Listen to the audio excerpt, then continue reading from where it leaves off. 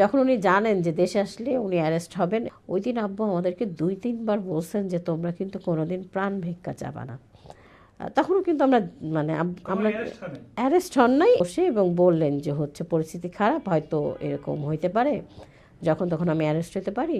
যখন গ্রেপ্তার হয়েছিল আপনার বাবা, লাস্ট সর্বশেষ গ্রেপ্তার করতে তাকে হত্যা করা হয়েছে, ওই দিনটি বা তার আগের দিন বা তার পরবর্তী সময়গুলো যদি একটু বলতেন কেমন ছিল? এইগুলো আসলে খুবই সিগনিফিক্যান্ট মানে গল্প আছে কিছু।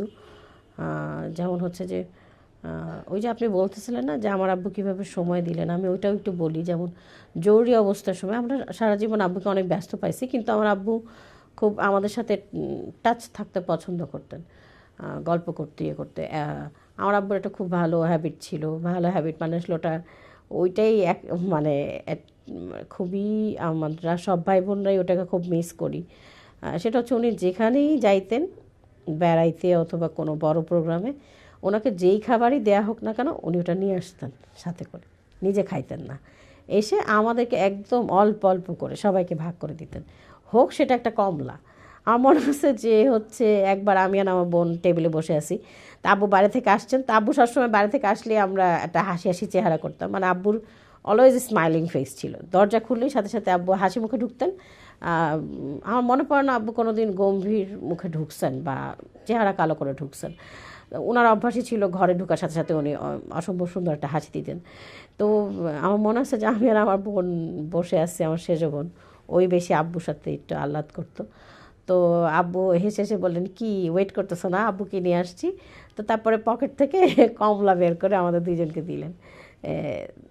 মানে আব্বুর এইরকম কানেকশন ছিল দেখে আমরা আসলে কোনোদিন ফিল করি নাই যে উনি অনেক বিজি থাকেন বা মানে আমাদের সাথে একটা দূরত্ব তৈরি হয়েছে।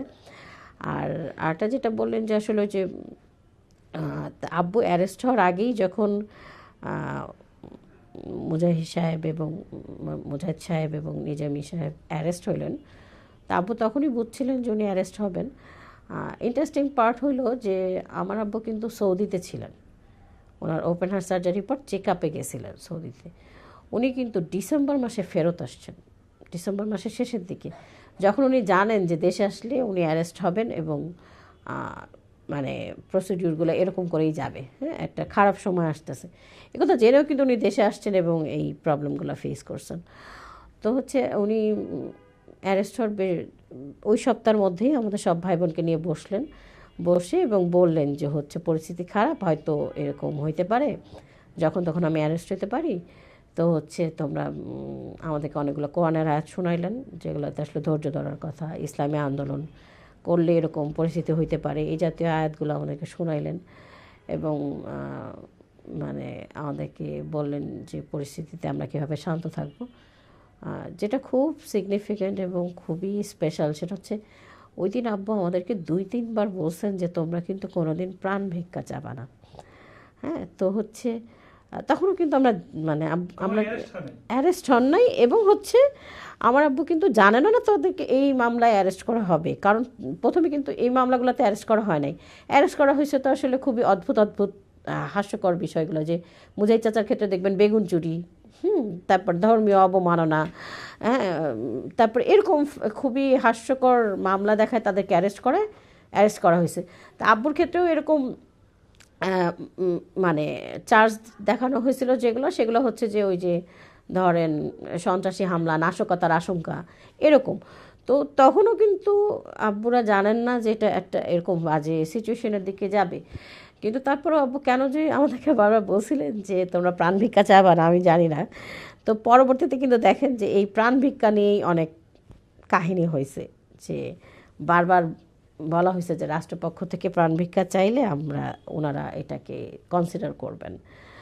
তো ওই আমরা অ্যারেস্ট হওয়ার আগেই বুঝি নাই, কিন্তু পরবর্তীতে যখন প্রাণ ভিক্ষা নিয়ে এত কাহিনী হয়েছে তখন আসলে আমার কাছে খুব মনে হয়েছে যে উনি দূরদর্শী ছিলেন এবং আগে থেকেই ওনার স্ট্যান্ডটা আমাদেরকে বলে গেছেন যে আমরা কোথাও নত হব না।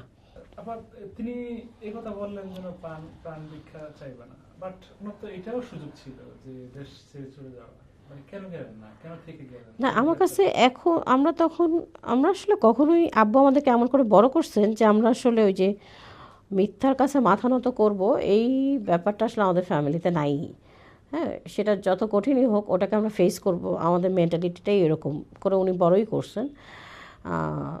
তো আমি আব্বুর আশাটাকে খুব একটা মনে করি না, কিন্তু আমার কাছে এখন মনে হয় যে এসে ওনাদের মামলাগুলো ফেস করাটাই ভালো হয়েছে, কারণ ওনাদের বিরুদ্ধে যে আসলে কোনো স্পেসিফিক প্রমাণ নাই, এবং হচ্ছে যে আহ, মানে সরকার তো ধরেন ট্রাইব্যুনালে একটা আহ, মানে ওনার তো স্কাইপি কেলেঙ্কারি সহ অনেক কিছু ফাঁস হয়েছে, সবাই জানেই যে আসলে সরকার যে কোনোভাবে একটা রায় চাচ্ছিল যে বিরোধী পক্ষকে দমন করতে হবে। অ্যাকচুয়ালি রিজনটা এটা। তো বিরোধী পক্ষকে, কারণ তা না হলে তো আসলে এত লং টার্ম একটা ফ্যাসিজমকে কায়েম করা যায় না। তো বিরোধী পক্ষকে দমন করার জন্য তাদের যে কোনো একটা রায় লাগবে, বিষয়টা এরকমই ছিল। তারা নেগোসিয়েশনে গেছিলো, আব্বুরা যেহেতু নেগোসিয়েশনে কোনো পজিটিভ রেজাল্ট দেন নাই, তারা সেখানে সাথে যুক্ত হবেন না, জোটবদ্ধ জোট ছাড়বেন না, দেশের বিরুদ্ধে যাবেন না, এই সবগুলোকে কনসিডারেশন করেই তো আসলে পরবর্তীতে তারা এরকম একটা সিদ্ধান্তে গেছে যে যে কোনোভাবেই হোক একটা রায় লাগবে, একটা মৃত্যুদণ্ড তাদের লাগবে, কিছু লাগবে। তো এই জন্য আসলে ওই মানে আমরা এটাকে ওভাবেই নিয়েছি যে হচ্ছে আসলে এটাকে পলিটিক্যালি আইনগতভাবে ফেস করাই ভালো। হ্যাঁ, এটা নিয়ে এমন কোনো সিচুয়েশন ক্রিয়েট না করাই ভালো যেটা আসলে পরবর্তীতে দেশের জন্য ক্ষতি হবে বা অনেক মানুষ আহত হতে পারে। আপনারা জানেন যে ওই সময় যদি ওনারা চাইতেন, ওনারা অ্যারেস্ট না হয়ে কিন্তু বিশৃঙ্খলাও করতে পারতেন। হ্যাঁ, জামাতের এই পরিমাণ নেতাকর্মী কিন্তু সারা দেশে আছে যে যারা বিশৃঙ্খলা করতে পারবে, জ্বালাও পোড়াও করতে পারবে, কিন্তু ওনারা কিন্তু এই কাজগুলো করেন নাই। ওনারা সুন্দর মতো মানে যখন অ্যারেস্ট করছেন তখনও কোনো রিয়াকশান দেখান নাই, এবং এই আইনি লড়াইটাকে ওনারা ওনাদের পক্ষ থেকে যতটুকু সম্ভব লড়ে গেছেন, এবং শেষ পর্যন্ত কিন্তু মাথা নতও করেন নাই।